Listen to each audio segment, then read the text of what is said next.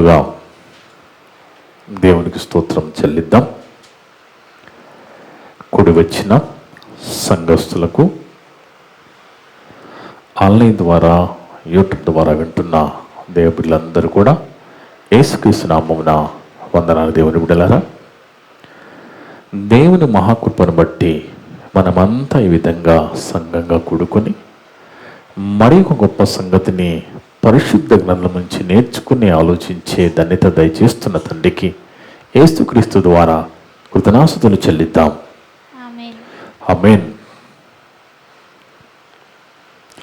ఈరోజు దేవుడు సంఘాన్ని ఆన్లైన్ ద్వారా యూట్యూబ్ ద్వారా వింటున్న ప్రతి ఒక్క బిడ్డని ప్రేమించి మనందరి కోసం ఏర్పాటు చేసిన అంశం దేవుని చిత్తంలో ఉన్న వ్యాధులు. దేవుని చిత్తంలో ఉన్న వ్యాధులు. పరిశుద్ధ గ్రంథంలో ఇది లేదు అనకుండా మానవ జీవితానికి అవసరమైన సంగతులన్నీ వ్రాయబడ్డాయి. అందుకే ఏ విషయాన్నైనా మనం లోక సంబంధంగా ఆలోచిస్తున్నప్పుడు ఇమీడియట్గా ఆ విషయాన్ని పరిశుద్ధ గ్రంథంలోకి వెళ్ళి దేవుని కోణంలో ఆలోచించాలి. ఎందుకంటే దేవుని బిడ్డలారా, లోకంలో ఉన్న జ్ఞానము అవగాహన కొరకు, బైబిల్లో ఉన్న దేవుని మాటలు అంగీకరించడానికి. అందుకే మనం ఏ విషయాన్నైనా ఆలోచిస్తున్నప్పుడు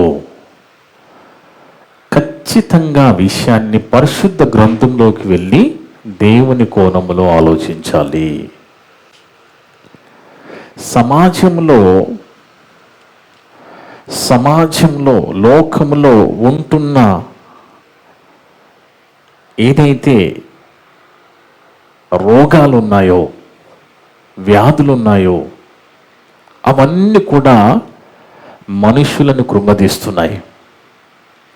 మాకు బాగా తెలుసు, మానవ జీవితాన్ని సమాజంలో ఏదైతే భయపెడుతుందో, అతలకుతలం చేస్తుందో అంటే అది వ్యాధులని మనం చెప్పొచ్చు.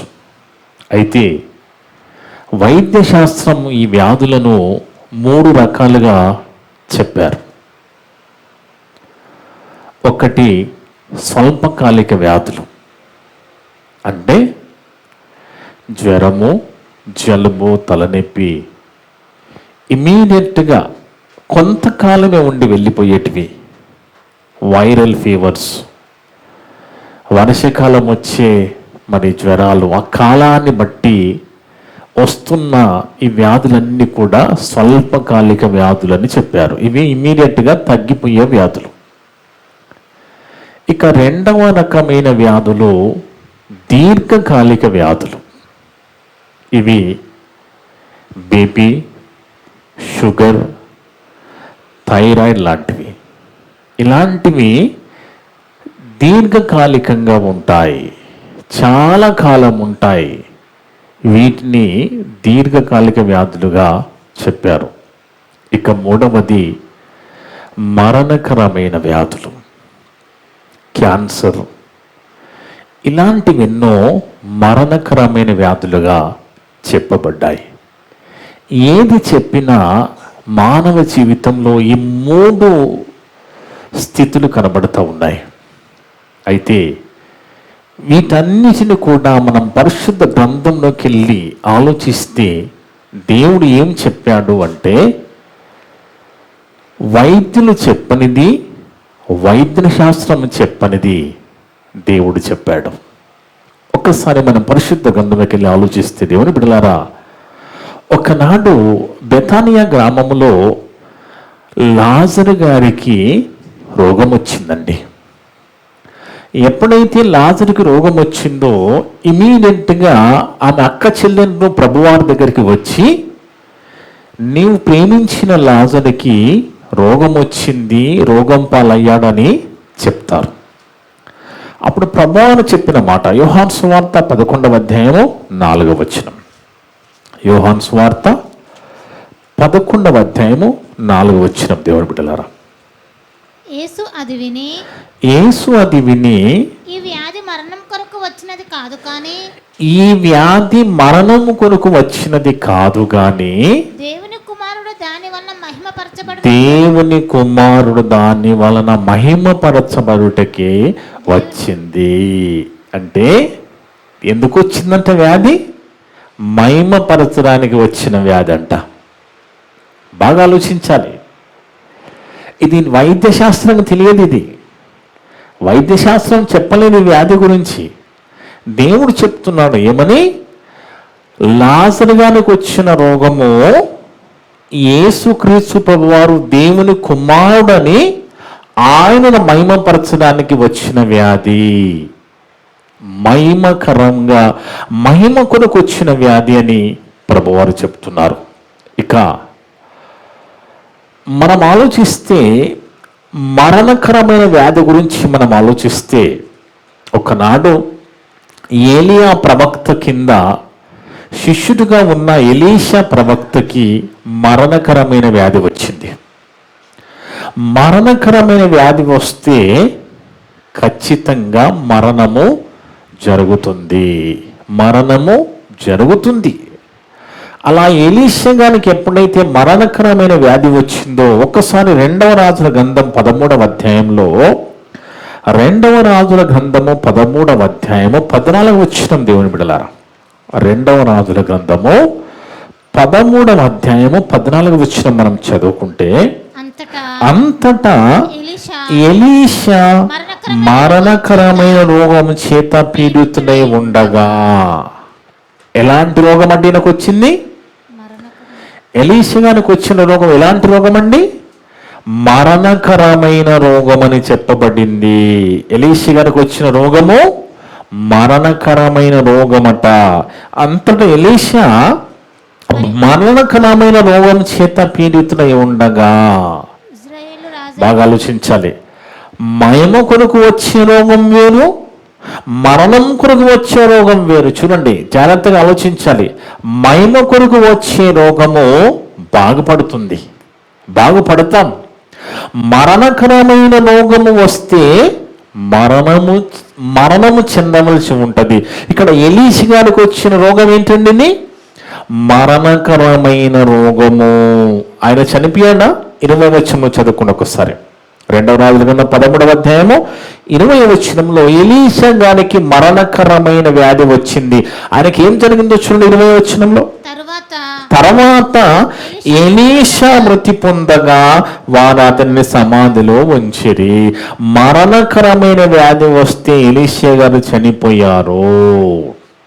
ఇంకొక రకమైన వ్యాధి యోబు గ్రంథం 33వ అధ్యాయము 19వ వచనం. దేవుని బిడ్డలారా, యోబు గ్రంథము 33వ అధ్యాయము 19వ వచనం మనం జాగ్రత్తగా చదివితే, యోబు గ్రంథం 33వ అధ్యాయము 19వ వచనం, వ్యాధి చేత మంచమెక్కుట వలనను ఒకని ఎముకలను ఎడతెగని నొప్పులు కలుగుట వలనను వాడు శిక్షణము నొందును.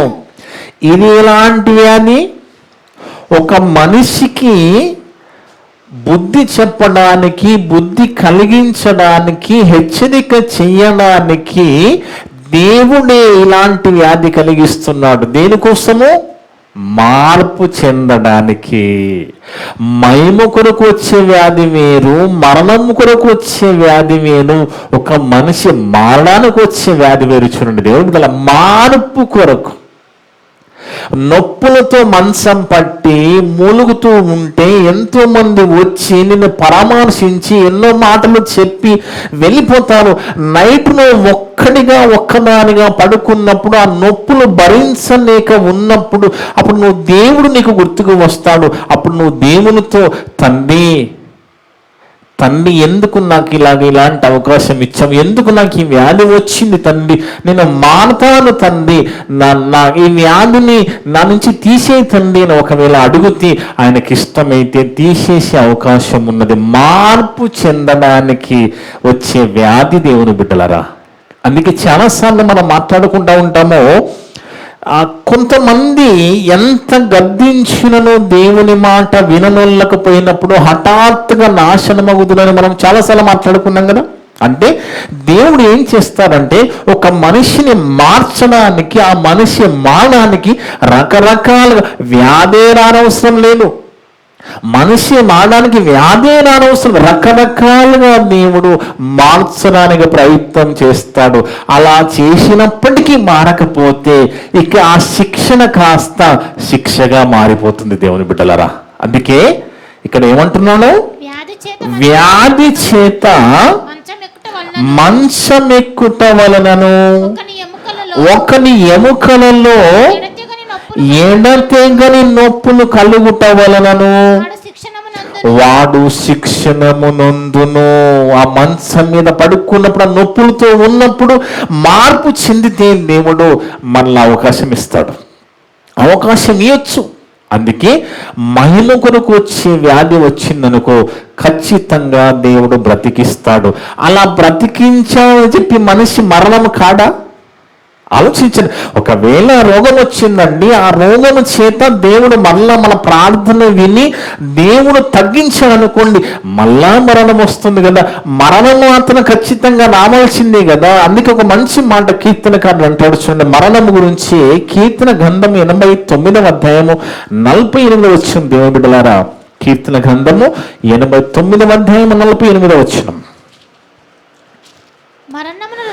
మరణమును చూడక బ్రతుకున్నాడు నరుడు. ఎవరైనా ఉన్నారా? మరణాన్ని చూడకుండా బ్రతికే నరుడు ఈ భూప్రపంచం ఎవరైనా ఉన్నారండి? ఎవరు లేరు కదా. అందరూ కూడా మరణమును చూడవలసినదే. ఎలీషా గారు ఎవరండి? ప్రవక్త కదా, మంచి గొప్ప ప్రవక్త కదా. ఆయనకి ఏమొచ్చింది? మరణకరమైన వ్యాధి వచ్చింది, ఆయన మరణించాడు. అంటే చూడండి దేవుడి వలన ఎన్ని రకాలుగా దేవుడు వ్యాధులని అనుమతిస్తున్నాడు. దేవుని చిత్తంలో ఉన్న వ్యాధులు ఎలా ఉన్నాయో చూడండి. మహిమ కొరకు వచ్చే వ్యాధి వేరు, మనిషి మారడానికి వచ్చే వ్యాధి వేరు. ఆలోచిస్తున్నారు దేవుడి బిడ్డలారా. ఇంకొక వ్యాధి మరణకరమైన వ్యాధి వేరు. అందుకే దేవుని బిడ్డలారా, మనం ఇక్కడ మరి రాస్తున్న మాట, మరణమును చూడక బ్రతుకు నరుడెవరు? పాతాళ లోకము యొక్క వశము కాకుండా తన్ను తాను తప్పించుకొనగలవాడెవడు? ఎవరికైనా సాధ్యపడుతుందా? ఎంత పెద్ద వ్యక్తి అయినా, ఎంత కోటాను కోటీశ్వరుడైనా మరణము కావలసినదే, మరణించవలసినది. మరణం నుంచి ఎవరు కూడా తప్పించుకున్న జాలరు అని దేవుడే చెప్పిన తర్వాత ఎవరైనా తప్పించుకోగలరా? అవకాశం లేదు దేవుని బిడ్డలారా. అందుకే మహిమ కొనుకు వచ్చే వ్యాధి ఎలాగుంటుంది ఒకసారి చూద్దాం. మహిమ కొనుకు వచ్చే వ్యాధి ఏ విధంగా ఉంటుంది, లోకం ఏమంటుంది అని ఒకసారి మనం పరిశీలన చేద్దాం. యోహాను సువార్త 9వ అధ్యాయము, యోహాను సువార్త 9వ అధ్యాయం 1 నుంచి 3 వరకు చదివితే దేవుని బిడ్డలారా, యోహాను సువార్త 9వ అధ్యాయము 1 నుంచి 3 వరకు. ఆయన మార్గమున పోచుండగా ఎవరటైనా పుట్టుగ్రుడ్డి వాడిని ఒక మనుషుడు కనబడెను. ఆయన శిష్యులు బోధకుడా, వీడు గ్రుడ్డివాడే పుట్టుటకు ఎవడు పాపం చేసెను, వీడా వీణ్ణి కన్నవారా అని ఆయనను అడగగా, యేసు వీడైనను వీణ్ణి కన్నవారైనను పాపము చేయలేదు గాని దేవుని క్రియలు వినియందు ప్రత్యక్షపరచబడుటకి వీడు గుడ్డివాడుగా పుట్టాను. ఎందుకు పుట్టాడట? దేవుణ్ణి మహిమపరచడానికి, దేవుని క్రియలు ఆ గుడ్డివాని యందు ప్రత్యక్షము కావడానికి పుట్టాడట. చాలా మంది అదేంటండి, మీరు ఎప్పుడు దేవుళ్ళు ఉంటారు, ఎప్పుడు దేవుడు అంటూ ఉంటారు, ఎప్పుడు దేవుని కార్యాలు ఎన్నో చేస్తారు, మీకు ఇలాంటి వ్యాధి ఏంటి? మీ దేవుడు ఈ వ్యాధిని తీసేయలేడా? ఇలాంటి మాటలు లోక మాటలవి, లోకములు అంటున్న మాటలు. అంటే ఈ మాటలు ఎలా ఉంటాయంటే మన విశ్వాసాన్ని పరీక్షించే విధంగా ఉంటాయి. యోబు ఏం పాపం చేశారండి? యోబుకి ఎలాంటి వ్యాధి వచ్చింది? యోబుకి అరికాలు నుంచి నడుమెత్తుకొని క్రూపులతో నిండిపోయాడు. రోగంతో నిండిపోయాడు. స్నేహితులు వచ్చి నువ్వు ఏదో పాపం చేశావు కాబట్టి నీకు ఇలాంటి వ్యాధి వచ్చింది అంటున్నారు. ఎలాంటి సూటిపోటు మాటలు లోకంలో వినబడుతుంటాయి. అవన్నీ మనం పట్టించుకోవద్దు. ఎందుకంటే నిజంగా మనకి ఏ వ్యాధి వచ్చినా అది దేవుని వైమనిమిత్తం వస్తే దాన్ని బట్టి మనము ధైర్యం కలిగి ఉండాలి. ఖచ్చితంగా వ్యాధిని దేవుడు తీసేస్తాడు. అర్థముందా దేవుని బిడ్డలారా? మహిమకరంగా ఒకవేళ దేవుడు అది మరణకరమైన వ్యాధిగా మనకిస్తే దేవుడే పిలుస్తున్నాడు, నరులారా తిరిగి వచ్చేయండి నా దగ్గరికి రండి అంటున్నాడు దేవుడు. నరులా తిరిగి వచ్చేయండి మీరు నా దగ్గరికి రండి అని దేవుడే పిలిచినప్పుడు ఖచ్చితంగా మనం వెళ్ళాలి కదా దేవుని బిడ్డలారా, వెళ్ళవలసిందే కదా. మరణము రుచి చూడకుండా ఉండలేం కదా. అందుకే ఇక్కడ ఈ పుట్టుగుడ్డివాడు దేవుణ్ణి మహిమపరచడానికే గుడ్డివాడిగా పుట్టాడు. ఒక సంగతి మనం ఆలోచిస్తే దేవుని బిడ్డలారా, వాస్తవానికి కన్నుల వాళ్ళు గుడ్డి వాళ్ళు, చెవుల వాళ్ళు చెవిటి వాళ్ళు కదా, వీళ్ళందరూ పుడుతున్నారు కదా. వీళ్ళు ఎందుకు పుడుతున్నారు, ఎలా పుడుతున్నారు అనేది లోకానికి అవగాహన లేదు. కానీ దేవుడు రాయించాడు. నిర్గమకాండం ఒక మంచి మాట మనం చూస్తే నిర్గమకాండము 4వ అధ్యాయము 10-11 వచనాల్లో దేవుని బిడ్డలారా, నిర్గమకాండము 4వ అధ్యాయము 10-11 వచనాల్లో ఒక మంచి మాట రాయబడి ఉంది చూడండి. అక్కడ మోషే గారు అంటున్నారు, మోషే నువ్వు వెళ్ళవయ్యా, నువ్వు నాయకుడిగా ఉన్నావు, నువ్వు నాయకత్వంలో ఇశ్రాయేలు నడిపించు అంటే ఆయన ఏమంటున్నాడు, మోషే నేను అంతగా మాట్లాడలేను ప్రభువా, నేను మాట్లాడలేను అన్నప్పుడు ఆ సందర్భంలో దేవుడు మాట్లాడుతున్న మాట నిర్గమకాండము 4వ అధ్యాయము 10-11 వచనాలు. అప్పుడు మోషే ప్రభువా ఇంతకు మునుపైనను నీవు నీ దాసునితో మాట్లాడినప్పటి నుంచి అయినను నేను పెద్ద మాటకాన్ని కాదు ప్రభా, నేను మాట్లాడలేను ప్రభు అంటున్నాను మోషే గారు తండ్రితో. నేను నోటి మాంద్యము నాలుక మాంద్యము కలవాడిని అంటే నేను ఎక్కువ మాట్లాడలేను, నోటి మాంద్యం నాలుక మాంద్యం గలవాడని అన్నప్పుడు దేవుడు అంటున్న మాట చూడండి. యెహోవాతో చెప్పగా యెహోవా మానవునకు నోరిచ్చిన వాడెవడు, మూగవాణినే గాని చెవిటివాణినే గాని దృష్టి గలవాణినే గాని గ్రుడ్డివాణినే గాని పుట్టించిన వాడెవడు, యెహోవానైన నేనే కదా. వాళ్ళందరినీ పుట్టించింది ఆయన. ఆ పుట్టబడ్డ కారణాలు చాలా రకాలు ఉంటాయి, కానీ లోకము కారణాలు వెతుకుతూ ఉంటుంది. ఏదైనా మనకి రాగానే లోకం ఏం చేస్తుంది, కారణాలు వెతుకుతూ ఉంటుంది. కానీ దేవుడు చెప్తున్నాడు, వాళ్ళందరినీ పుట్టించింది నేనేరా, నేనే పుట్టించాను, నా క్రియలు వారి యందు ప్రత్యక్షపరచబడుటకే పుట్టించాను. ఒకనాడు ప్రభువాన్ని కూడా అదే అడిగారు, వీడు గుడ్డివాడిగా పుట్టాడు ప్రభువా, వీడు గుడ్డివాడిగా పుట్టడానికి వీడు పాపం చేశానా, వీడు కన్న తల్లిదండ్రులు పాపం చేశానంటే ప్రభువారు చెప్పిన సమాధానం ఏంటండి, వీడైనను వీడిని కన్నవారైనను పాపము చేయలేదు, దేవుని క్రియలు వీని యందు ప్రత్యక్షపరచబడుటకి వీడు గుడ్డివాడిగా పుట్టెను.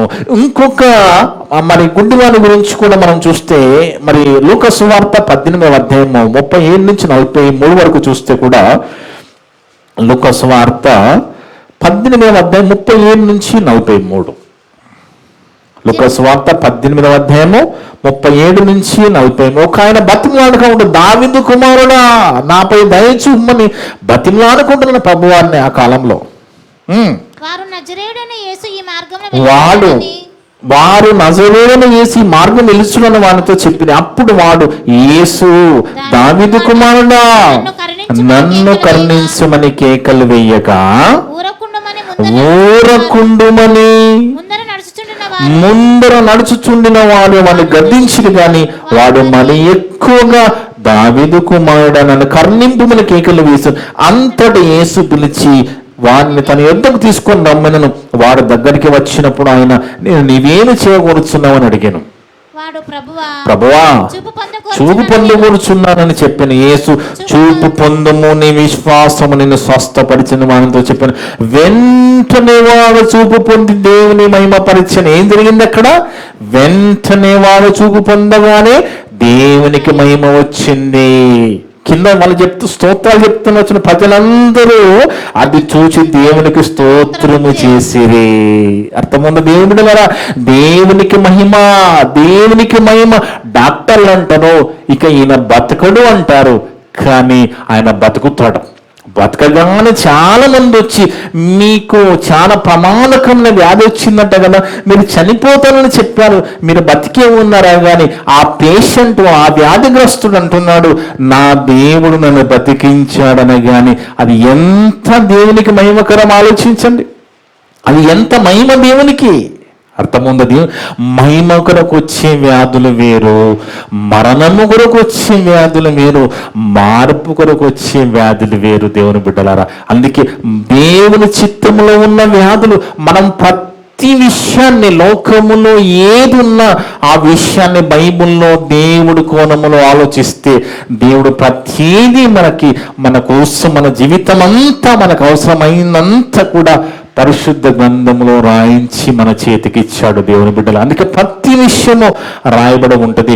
అందుకే ఎప్పుడైతే యేసుక్రీస్తు ప్రభువారి దగ్గరికి మరి లాజరు గారి యొక్క అక్క చిన్నను వచ్చి ఈయనకు రోగం వచ్చిందని చెప్పినప్పుడు ప్రభువారు ఏమన్నారు? ఆయన మరణం అవ్వడానికి కాదు, కానీ నేను అంటే ప్రభువారు దేవుని కుమారుణ్ణి మహిమపరచడానికే, అంటే యేసు ప్రభువారు మహిమ నిమిత్తమే ఆయనకి లాజరుకి రోగం వచ్చిందంట. ఇదేమో చాటున ఒక రూమ్లో జరిగింది కాదు కదా, పబ్లిక్ గా జరిగింది కదా. ఆ బెతానియా గ్రామంలో లాజరుకి రోగం వచ్చింది, ఆ కుటుంబ సభ్యులకు తెలుసు, ఆ గ్రామంలో వాళ్ళందరికీ తెలుసు కదా. అది అందరి ముందు జరిగే సందర్భం. అప్పుడు దాన్ని బట్టి ప్రభువారికి ఎంత మహిమ వచ్చింది, ప్రభువారు ఏం మాట్లాడుతున్నారు, ఎలా బ్రతికించారో ఒకసారి మనం చూస్తే, అదే యోహాను సువార్త 11వ అధ్యాయము 43 నుంచి 45 వరకు చదువుకుంటే దేవుని బిడ్డలారా, యోహాను సువార్త 11వ అధ్యాయము 43 నుంచి 45 వరకు. ఆయన అలాగు చెప్పి లాజరు బయటికి రమ్మని బిగ్గరగా చెప్పగా చనిపోయిన వాడు కాళ్ళు చేతులు ప్రేత వస్త్రముతో కట్టబడిన వాడే వెలుపలికి వచ్చేశారట. అతని ముఖమునకు రుమాలు కట్టి ఉండెను. అంతటా యేసు నేను అతని కట్లు విప్పిపోనీడని వారితో చెప్పాను. కాబట్టి మరియ యొద్దకు వచ్చి ఆయన చేసిన కార్యం చూడండి దేవుని బిడ్డలారా. ఎప్పుడైతే లాజరు చనిపోయిన లాజర్ని ప్రభువారు తిరిగి లేపారో, చనిపోయిన లాజర్ని దేవుడు బ్రతికించాడో, ఆ లాజరు బ్రతికిన దాన్ని బట్టి దేవునికి ఎంత మహిమండి. ఆయన ఎంత గొప్పగా చెప్పుకొని ఉండొచ్చు, లాజరు నన్ను లేపింది ఇగో దేవుని కుమారుడు యేసు ప్రభువారు నన్ను లేపాడు. నేను చనిపోయాను, 4 రోజులు సమాధుల్లో ఉన్నాను, కానీ మరలా నన్ను బతికించాడని చెప్పాడంటే అది ఎంత మహిమ యేసు ప్రభువానికి, ఎంత మహిమ తండ్రికి. అందుకే దేవుని బిడ్డలారా బాగా ఆలోచించండి. మన జీవితంలో మనకి ఇలాంటి ఏదైనా వచ్చినా అది దేవుని మహిమ నిమిత్తం వస్తే ఖచ్చితంగా దేవుడు దాని నుంచి మనకు విడుదల ఇస్తాడు. కానీ దేవుణ్ణి పట్టించుకోకుండా లోకములోనే లోకస్తులుగా బ్రతికే వారికి కూడా దేవుడు బెడ్ మీదకి తీసుకుని వెళ్ళిపోతాడు. అర్థమైంది ఏం కదా? అసలు దేవుణ్ణి పక్కకి పెట్టి మరి బ్రతుకుతూ లోకం కోసం బ్రతికే వారిని ఖచ్చితంగా ఏదో ఒక రోజు బెడ్ మీదకి తీసుకొని పోతాడు. అప్పుడు దాకా ఆయన ఏమంటాడు, నాకు బైబిల్ చదవడానికి సమయం లేదు, నాకు దేవుళ్ళు ఉండడానికి సమయం లేదంటాడు. అప్పుడు అక్కడికి వచ్చిన తర్వాత మొత్తం సమయమే బెడ్ మీద, ఏం పని ఉంటుంది, అప్పుడు బైబిల్ పడతాడు. అలా బైబిల్ పట్టి అలా మరి ఆలోచన చేసి దేవుని బతిమలాడుకొని, తండ్రి ఒక్క అవకాశం ఈ తండ్రి, నాకు నా జీవితం అంతా నీకోసం బ్రతుకుతాను అని అన్నవాళ్ళు, అలా బ్రతుకుతున్న వాళ్ళు లోకంలో ఎంతో మంది ఉన్నారు. అలాంటి వారిని దేవుని బ్రతికించిన వాళ్ళు ఎంతో మంది లోకంలో కనబడుతున్నారు. అంటే అలా దేవుని బతిమలాడుకున్నప్పుడు మరొక అవకాశం దేవుడు వారికి ఇచ్చి, మీకు నా జీవితం అంతా నీకే సమర్పిస్తామని అలా మాట ఇచ్చి బతుకుతున్న వాళ్ళు కూడా లోకంలో చాలా మంది ఉన్నారు. అక్కడ దాకా ఎందుకిందని మనం చెప్పండి, అక్కడ వరకు ఎందుకు చెప్పండి, ఇప్పుడే జాగ్రత్త పడిపోతే సరిపోతుంది కదా. బెడ్ మీద దాకా ఎందుకు చెప్పండి దేవుని బిడ్డలారా. బెడ్ మీద దాకా వెళ్ళడం మనకు మంచిది కాదు కదా. దాని వలన మనకి నొప్పులు, బాధలు, ఇబ్బందులు ఎందుకు? అందుకే దేవుని బిడ్డలారా, రోగాలు అనేటివి దేవుని మహిమ నిమిత్తం వస్తాయి, మరణకరమైన వ్యాధులు వస్తాయి, మార్పు చెందడానికి వస్తాయి. అందుకే మార్పు చెందడానికి వచ్చినప్పుడు మనం మారిపోవాలి. అర్థమైంది? దేవుని మనకు తెలుసు మన జీవితం ఏంటో, మన బ్రతికేంటో మనకు తెలుసు కదా, మన జీవితం మనకు తెలుసు, మన బ్రతుకు మనకు తెలుసు. కాబట్టి మనకేమైనా లాంటిది వస్తే ఖచ్చితంగా మనం మారిపోతే ఏమో దేవుడు అవకాశం ఇవ్వచ్చు. కానీ ఒకనాడు మరణకరమైన వ్యాధి వచ్చింది హిజ్కియా రాజుకి. ఆయనకు వచ్చింది ఎలాంటి వ్యాధి తెలుసా అండి? మరణకరమైన వ్యాధి. కానీ ఆయన అప్పటికి దేవుని కోసం బతుకుతున్నాడు. ఇంకా దేవుని బతికిలాడుతాడు. ఏమని? తండ్రి, నేను నీ కోసం బతుకుతున్నాను, ఇంకా ఎక్కువగా బతుకుతాను తండ్రి, నాకు ఒక అవకాశం అని దేవుని బతిలాడుకుంటే ఆయనకు 15 సంవత్సరాల ఆయుష్కాలం ఇచ్చాడు దేవుడు. అట్లా ముందు దేవుడు మనం ఇప్పటికీ దేవుల్లో ఉంటున్నాం, దేవుని కోసం బతుకుతున్నాం. ఇంకా మన జీవితం ఇలాంటి ఏమైనా వస్తే మనం కూడా దేవుణ్ణి అడిగి, తండ్రి ఒకవేళ ఇంకా నువ్వు అవకాశం ఇస్తే నేను ఇంకా నీకోసం ఇంకా గొప్పగా బ్రతుకుతాను తండ్రి, ఒకవేళ నువ్వు పిలిస్తే వచ్చేస్తాను తండ్రి అనే విధంగా మనం ఉండాలి. ఎందుకంటే దేవుడు అందరినీ పిలుస్తున్నాడు. నరులారా తిరిగి రండి. కీర్తన గ్రంథం చూద్దాం ఒకసారి. కీర్తన గ్రంథం 90వ అధ్యాయంలో 3వ వచనము. కీర్తన గ్రంథము 90వ అధ్యాయము 3వ వచనం. దేవుని బిడ్డలారా, కీర్తన గ్రంథము 90వ అధ్యాయము 3వ వచనం. నీవు మనుషులను మట్టికి మార్చుచున్నావు, నరులారా తిరిగి రండని పిలుస్తున్నాడు. తిరిగి రండి, నరులారా తిరిగి రండని నువ్వు సెలవిచ్చుచున్నావు. చూడండి దేవుని బిడ్డలారా, దేవుడట అందరిని పిలుస్తున్నాడట. వచ్చేయండి, వచ్చే. ఒకవేళ మరణకరమైన వ్యాధి మనకి ఇచ్చి మనని పిలిస్తే మనం వెళ్ళిపోవాల్సిందే కదా. ఆలోచించండి. అందుకే ఈ లోకము ఎలాగైపోయిందో గతవారంలో చెప్పాను. ఈ లోకమంతా కూడా రోగాలమయంగా మారిపోయింది దేవుడి బిడ్డలు. కానీ దేవుని చిత్తంలో ఉన్న వ్యాధులు ఎలా ఉన్నాయో చూడండి. మనము క్రైస్తవులము కాబట్టి, క్రీస్తు నమ్మిన వారముగా, దేవుళ్ళు ఉండే వారముగా, దేవుని కోసం బతికే వారముగా, దేవుని కార్యాలు చేసే వారముగా, దేవుని ప్రకటించే వారముగా ఎన్ని రకాలుగా మనం ఉన్నామో చూడండి. ఎన్ని రకాలుగా మనం ఉన్నప్పుడు కూడా మనకి ఏమైనా దేవుడు అనుమతిస్తే ఖచ్చితంగా అది దేవుని మహిమ నిమిత్తమే కావచ్చేమో. ఆయన మహిమ నిమిత్తం వేస్తే ఖచ్చితంగా మనకి స్వస్థత ఇస్తాడు. ఒకవేళ దేవుడు మనల్ని తీసుకుపోవడానికి ఇస్తే మనము సిద్ధపడి ఉండాలి. ఎందుకంటే మరణం అనేది అందరికీ వస్తుంది. ఒకవేళ మనకి రోగం ఏమైనా మరణం ఏదో ఒక రోజు మనకి రావాల్సిందే కదా దేవుడి. అందుకే చూడండి, మనము భూమి మీద బ్రతికి ఉంటే అది దేవునికి అవసరమే ఉండాలి. మనం భూమి మీద బ్రతికి ఉంటున్నప్పుడు మన అవసరం దేవునికై ఉండాలి. మన కోసం మనం బ్రతికితే భూమి మీద బ్రతకవలసిన అవసరం లేదండి. ఎందుకంటే మనం దేవుని కోసం బ్రతుకుతూ, మన కోసం బ్రతుకుతూ ఉంటే ఖచ్చితంగా దేవుడు మనల్ని బ్రతికిస్తాడు. అర్థమవుతుంది కదా ఈ మాట. మన అవసరత మనం భూమి మీద బ్రతకడం అనేది దేవునికి అవసరమే ఉండాలి. పౌలు గారు ఏమంటారండి? నేను వెళ్ళిపోవాలని నాకు ఉన్నది, కానీ మీ నిమిత్తం నేను ఉండటం మీకు అవసరమై ఉన్నది అంటాడు. ఫిలిప్పీ పత్రికలో చదువుకుంటే, ఫిలిప్పీ పత్రిక 1వ అధ్యాయము 23-24 వచనాలు. ఫిలిప్పీ పత్రిక 1వ అధ్యాయము 23-24 వచనాలు. దేవుని బిడ్డలారా, ఈ రెండిటి మధ్య నేను ఇరుకుపడి ఉన్నాను. నేను వెడలిపోయి క్రీస్తుతో కూడా చూడండి, నేను వెడలిపోయి క్రీస్తుతో కూడా ఉండాలని నాకు ఆశ కలిగిందట. ఎవరికి? పౌలు గారికండి. నేను వెడలిపోయి క్రీస్తు కూడా ఉండాలని నాకు ఆశ కలుగుతున్నది. అది నాకు మంచిని. ఆయనను నేను శరీరమందు నిలిచి ఉండుట మిమ్మును బట్టి మరి అవసరమై ఉన్నది. అంటే మనం భూమి మీద మనం బతికుండాలి అంటే అది కొంతమందికి అవసరమై ఉండాలి దేవుని నిమిత్తం. అర్థమైంది ఈ మాట? అలా మనం బ్రతుకు ఉండాలి, మన బ్రతుకు అలాగ ఉండాలి. పౌలు గారు ఎంత మంచి మాట అండి కదా. నేను బ్రతికి ఉండుట, నేను వెడలిపోయి క్రీస్తు కూడా ఉండాలని నాకు ఆశ ఉన్నది. అది నాకు మరీ మేలు. అయినను నేను శరీరమందు నిలిచి ఉండుట నేను శరీరమందు నిలిచి ఉండుట మిమ్మును బట్టి మరి అవసరమై ఉన్నది. ఎవరు అవసరమది? మిమ్మును బట్టి దేవుని అవసరమై ఉన్నది. మిమ్మును బట్టి నేను ఉంటే మీకు వాక్యం చెప్పి మిమ్మల్ని ఆత్మీయంగా నేను బలపరుస్తాను, కాపాడుతాను. అలా ఉండాలి. దానికోసం మనం బతికి ఉండాలి. దేవుని బిడ్డలారా, అర్థముందా దేవుని బిడ్డలారా? కానీ మరణమైతే ఎలాంటి మరణము? దేవుని మహిమ నిమిత్తం మరణము కావాలి. మామూలు విషయం అది. మన మరణము దేవునికి మహిమ రావాలంటే మామూలు విషయమా? ఒక స్టెఫన్ మరణం ఎలాంటి మరణం అండి? అది దేవుని కోసము, దేవుని నిమిత్తం వచ్చిన మరణము, దేవుని మహిమ నిమిత్తం వచ్చిన మరణం అది.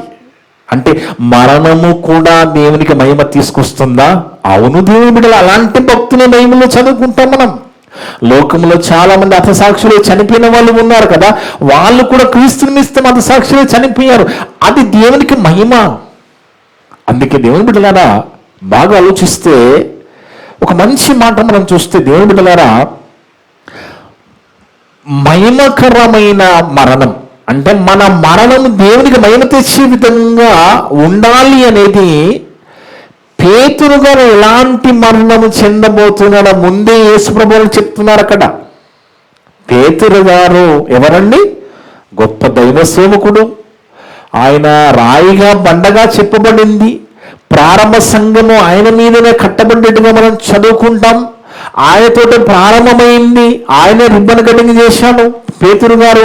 అలాంటి పేతురు గారి మరణం గురించి ప్రభువాను చెప్తున్నాడు. చూడండి, యోహాను సువార్త 21వ అధ్యాయము 19వ వచనం. యోహాను సువార్త 21వ అధ్యాయము 19వ వచనం. దేవుని బిడ్డలారా, అతడు ఎట్టి మరణము వలన దేవుని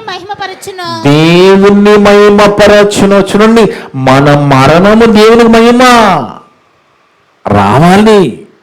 అలాంటి మరణం మనం కోరుకోవాలి.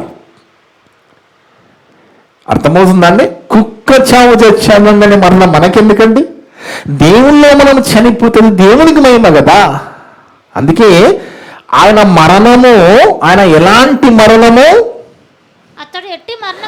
అతడు ఎట్టి మరణము వలన దేవుని మహిమపరచును.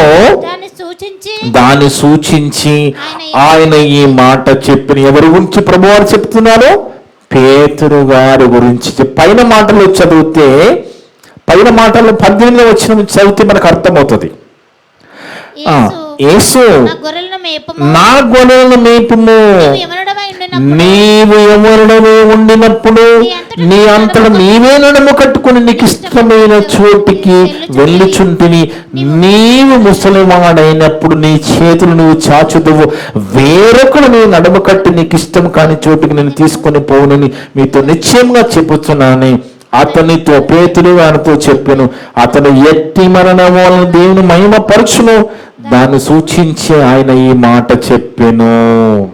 ఆలోచించండి దేవుని బిడ్డలారా, పేతురు గారి మరణము దేవునికి మహిమ తీసుకుని వచ్చింది. స్టెఫన్ గారి మరణము దేవునికి మహిమ తీసుకుని వచ్చింది. ఇక యేసు ప్రభు వారి మరణం అండి, మన ప్రభు మరణము మనకి రక్షణ, పాప క్షమాపణ తీసుకుని వచ్చింది కదా. ప్రభువారు మరణించకపోతే మన రక్షణ లేదు, ప్రభువారు మరణించకపోతే మన పాప క్షమాపణ లేదు. అవునా కదా? అలాంటి గొప్ప మరణము యేసుక్రీస్తు వారి మరణము. కానీ ప్రభువారు కూడా ప్రభువారు నల్లగొట్టుటకు తండ్రికి ఇష్టమైందట. మనం అనుకుంటాం మనకే రోగం వచ్చేసింది, మనకే ఇదంతా వచ్చింది, నాకెందుకు వచ్చిందని మనం అనుకుంటున్నాం, నాతో సహా మనం అనుకుంటున్నాం ఇవన్నీ. కానీ ఒక యోబు జీవితాన్ని చూసినా ఆయన చలించిపోలేదండి. అదే విశ్వాసం కలిగి ఉన్నాడు. చివరి వరకు విశ్వాసం నుంచి తొలగకుండా ధైర్యంగా ఉన్నాడు, దేవుని మహిమపరుస్తూ ఉన్నాడు. తర్వాత ఆయన విడుదల పొందాడు కదా. మనము కూడా అంతే ధైర్యం కలిగి ఉండాలి దేవుని బిడ్డల. మనము కూడా చలించిపోవడానికి వీల్లేదు. ఎందుకంటే దేవుని బిడ్డలారా, యేసు ప్రభువానికి వచ్చిన మరణం మామూలుగా అండి. ఆ మరణాన్ని గుర్తు చేసుకున్న మనకు వచ్చింది చాలా చిన్నది. యేసు ప్రభువారి మరణము, ఆ శిలువ యాగము, ఆ కొట్టడాలు అన్ని మనం ఆలోచిస్తే, ఆ రక్తం చిందించడము, ఆ పొడవడాలు, ఆ మాటలు చూస్తే వాటన్నిటి ముందు మనది చాలా చిన్నదండి. అందుకే యెషయా గ్రంథంలో చివరిగా చదువుకున్న యెషయా గ్రంథము 53వ అధ్యాయం 10వ వచనం. యెషయా గ్రంథము 53వ అధ్యాయం 10వ వచనం. దేవుడు గారా, యెషయా గ్రంథము 53వ అధ్యాయము 10వ వచనం. అతన్ని నలగొట్టుటకు యెహోవాకు అతన్ని నలగొట్టుటకు యెహోవాకి ఇష్టమైందట. అంటే యేసు ప్రభువుని నలగొట్టడానికి తండ్రికి ఇష్టమైంది. ఆయన అతనికి వ్యాధి కలుగజేసెను. ప్రభువారు కూడా వ్యాధి కలుగజేశారట. మనకే వ్యాధులు అనుకుంటున్నాం మనము. వ్యాధులు మనకే కాదు, ఆయన అతనికి వ్యాధి కలుగజేసెను. అతడు తన్ను తానే అపరాధ పరిహారార్థ బలిగా చేయబడ్డాడంట. చూడండి, అంటే వ్యాధి కలిగిందంటే ప్రభువారికి. మనకి వచ్చింది చాలా చిన్నది ప్రభువారి ముందు. అందుకే అధైర్యపడవలసిన అవసరం లేదు. దేవుని మహిమ నిమిత్తం వచ్చే వ్యాధులు వేరు, మరణకరమైన వ్యాధులు వేరు, మనల్ని మార్చడానికి వచ్చే వ్యాధులు వేరు. అందుకే మనము గమనించుకోవాలి, జాగ్రత్త పడిపోవాలి. మన బ్రతుకు ఏంటి, మన జీవితం ఏంటి, మన జీవితంలో, మన ఉదయంలో, మన కుటుంబంలో, మన విశ్వాస జీవితం దేవునికి ఎంతో చోటు ఉందనేది మనకు బాగా తెలుసు. కాబట్టి దాన్ని బట్టి మనకు అర్థమైపోతూ ఉంటుంది. జాగ్రత్త పడిపోవాలి, దేవుని మీదనే ఆధారపడాలి, ఆయన ఇష్టానికి మనం లోపడాలి. ఆయనకి ఏది ఇష్టమైతే నీ ఇష్టము తండ్రి అనే విధంగా మనం ఉండాలి. ఎందుకంటే ఈ భూమి, ఈ లోకము రోజు రోజుకి చాలా ప్రమాదకరంగా మారిపోతుందండి. ఇప్పుడు ఇది తినొద్దు, అది తినొద్దు, ఇది తింటే రోగం, అది తింటే ఎలాగైపోయింది చూడండి. ప్రతి విషయంలో అంతా లోక పరిస్థితి బాగాలేదు. ఇలాంటి లోకములో నిజంగా మనం బతికి ఉండాలని కోరుకుంటే మనం బతికి ఉండడము దేవుని అవసరంగా ఉండాలి. మనం ఇంకా నేను బతకాలి తండ్రి, నేను ఇంకా జీవించాలి తండ్రిని మనం అంటే మనము బతికి ఉండడము దేవుని నిమిత్తం అవసరముగా, ఎంతో మంది నిమిత్తం అవసరముగా ఉండాలి తప్ప మన కోసం మనం బతకడం అనేది దానివల్ల ప్రయోజనం లేదు బిడ్డలారా. అందుకే యేసు ప్రభు వారు చెప్పిన మాట లాజరు విషయంలో, ఆయన మరణము దేవుని కుమారునికి మహిమ తీసుకురాబోతుంది. మన మరణము కూడా దేవునికి మహిమ తెచ్చే విధంగా ఉండాలి. అప్పుడు వరకు, మనము మరణించే వరకు మన బ్రతుకు, మన జీవితము ప్రతిది కూడా అది దేవునిదే ఉండాలి. దేవుని కోసం బ్రతుకుతూ ఉండాలి. మనం దేవుని కోసం బ్రతుకుతూ మన కోసం బ్రతుకుతూ ఉండాలి. అప్పుడు దేవుడు ఖచ్చితంగా మనని భూమి మీద ఉంచుతాడు. దేవుడు అది అవసరం, అది. అందుకే పరిశుద్ధ గ్రంథములో నువ్వు లోక సంబంధంగా ఏ విషయాన్నైనా ఆలోచిస్తూ ఇమీడియట్గా ఆ విషయాన్ని పరిశుద్ధ గ్రంథంలోకి వెళ్ళి దేవుని కోణంలో మనం ఆలోచించాలి. కన్ఫ్యూజ్ కావడం అవసరం లేదు. ప్రతి దానికి దేవుడు సమాధానం బైబిల్లో రాయించాడు. మనం బైబిల్ బాగా నేర్చుకోవాలి, బాగా చదవాలి, ఆ మాటలకు లోబడి బతకాలి. ఎందుకంటే ఆ మాటలే మనల్ని జీవింపచేస్తాయి. ఈ మాటలే మనల్ని పరలోకం నడిపిస్తాయి. ఇదే మాటలు మనల్ని మార్చాయి. ఈ మార్చిన మాటలే మనల్ని కాపాడుతాయి తప్ప ఇంకా ఎవరో ఏదో కాదు. దేవుడు ఈ మాటలే మనం నడిపించాలి. దేవుని మాటలు మనం నడిపించాలి. ఇక్కడ ఇప్పుడు ఉన్నంతసేపు మీరు చాలా ధైర్యంగా ఉంటారు. ఈ మాటలు విన్నంతసేపు మీకు చాలా ధైర్యం కలుగుతుంది. కానీ ఇక్కడ నుంచి ఒంటరిగా వెళ్ళిన తర్వాత మళ్ళా బలహీన పడిపోతున్నారు. అలా బలహీన పడకుండా ఉండాలంటే దేవుని మాటల్లో మనం ఉండాలి. ఆ మాటలు మన హృదయంలో ఉండాలి. అందుకే దేవుడు అందరినీ పిలవాలని ఆశపడుతున్నాడు. మీరు నా తరతరముల నుండి నివాస స్థలం నేనే. నివాస స్థలం ఇది కాదు మనది, ఈ భూమి మీద కాదు మన నివాస స్థలం ఇది. తరతరము నివాస స్థలము నేనే అంటే ఆయనలోంచి విభజించబడి వచ్చాము, మళ్ళా ఆయన దగ్గరికి వెళ్ళిపోవాలి కదా. విభజించబడిన ఆత్మ కదా మనమంతా, ఊదబడిన ఆత్మ కదా, విభజించిన కదా ఆత్మని, అవునా కదా. తండ్రిలో నుంచి మనం ఆత్మలుగా విభజింపబడి భూమి దిగి వచ్చిన మనల్ని మరలా పిలుస్తున్నాడు. తరతరములకు నివాస స్థలము నేనే, నరులారా తిరిగి రండని పిలుస్తున్నాడు. అలా పిలిస్తే వెళ్ళే విధంగా ఉండాలి. ఒకవేళ ఉంచితే ఆయన కోసం బ్రతికే విధంగా ఉండాలి. ఇట్టి మాటలన్నీ కూడా ఏ ఒక్క మాట కూడా వృధాగా పోకుండా విన్న మీ అందరి ఉదయాలలో చెప్పిన నా హృదయంలో దేవుడు సమృద్ధిగా ఫలింపజేయను కాక. ఆమేన్. ప్రార్థన చేసుకున్నాం. మమ్ములను మిక్కిలిగా ప్రేమించిన మా పరలోకపు తండ్రి, మీ యొక్క పరిశుద్ధమైన ఘనమైన నామమును బట్టి స్తోత్రాలు వందనాలునైనా. గొప్ప మాటలు అందరితో మాట్లాడే విధానం బట్టి స్తోత్రాలు వందనాలునైనా.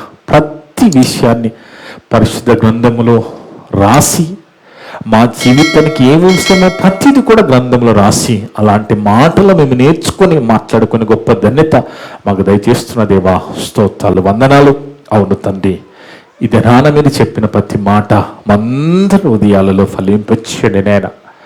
దేనికి మేము భయపడకుండా, ఏ వ్యాధి వచ్చినా, ఏ సమస్య వచ్చినా, ఏ శ్రమ వచ్చినా అది మా మార్పు కొరకే అని, మేము మారాలని, మారి మీరున్న లోకము రావాలని, దాని వెనుక మీ ప్రేమ ఉన్నదని అర్థం చేసుకున్నాం నాయనా.